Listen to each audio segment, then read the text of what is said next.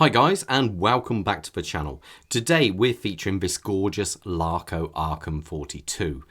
The thing I kind of like about the pilot's watches from Laco is they are from all different price points. So they do what's called the basic, the entry level, and this is one of these. So these are quite affordable. They start, I think, €340. Round about this one here is £370. I dare say it might be a little bit of a deal to be had, but they come with Miyota movements. Then you can go up to the Pro range, and they keep this kind of curved lug design, but they start adding Swiss movements to them. And then you can go for the original range, and they feature the proper old-fashioned lugs, everything as it was back in the day when they were making them for the Luftwaffe. And then you can get the Ebstuck models, which are the distressed models, which I think look absolutely amazing. But anyway, before we get into the review, I've got to say a massive thank you to the team over at First Class Watches. They've been so good to me, been really super friendly and nice. Strongly recommend you going there. So if you're in the Kenilworth area, really worth popping in. If you're a bit further afield, well, I'll leave a link to their website in the description and at the bottom of the screen now. All I ask is that you mention my name when you contact them. So anyway, let's talk sizes. As mentioned before, this is a 42mm watch. The thickness of the watch is 11.8mm and the lug to lug is 49.5. The strap on this watch is 20mm.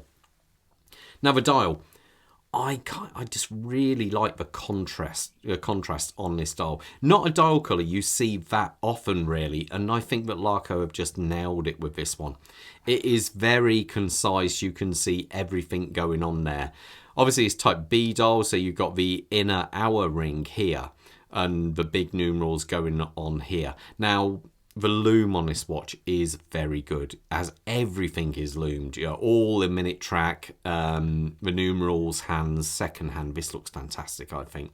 They're all loomed. One of the real nice touches here, considering especially at this price point, is it's hard to see really with the studio lights, but the hands are thermal blued. Not chemical blued, proper thermal blued. And I think that's a really nice thing to have, because they've gone that extra mile even on the watch, even on their entry level watch, which is quite nice.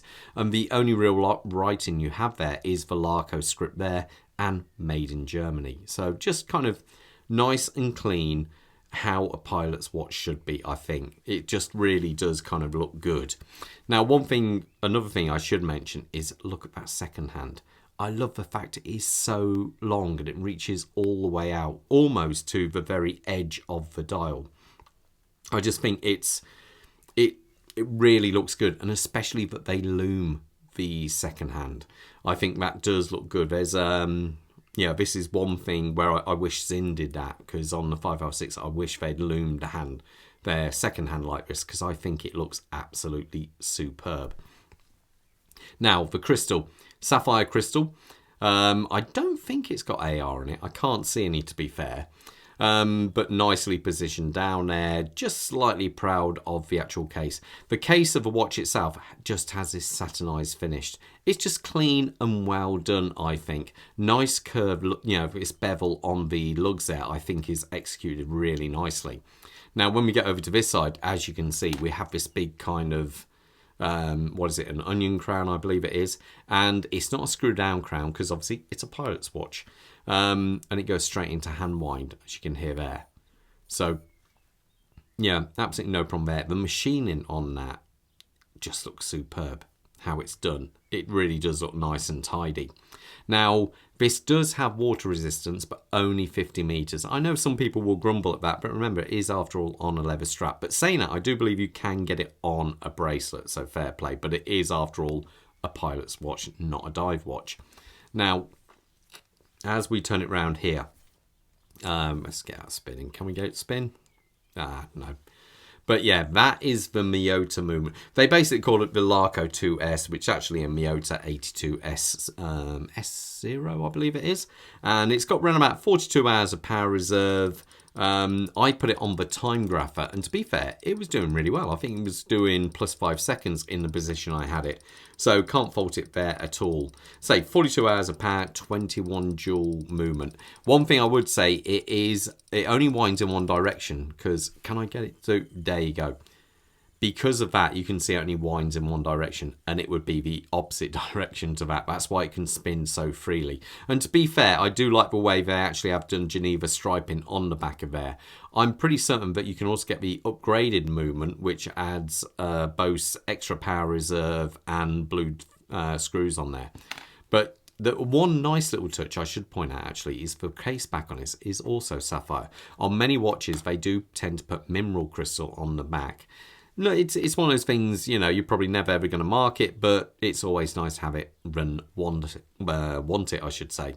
The strap on this, as you can see, all marked up, very nicely marked up actually on the back there. Handmade in Germany, very nice.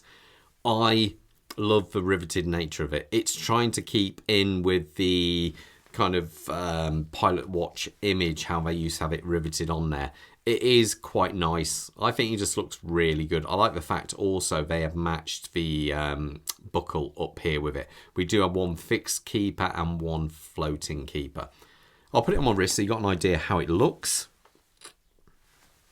Quick wrist check. I'm still wearing my Zinn GSG9 UX on a lovely John Keeley custom leather strap there. I think it looks amazing.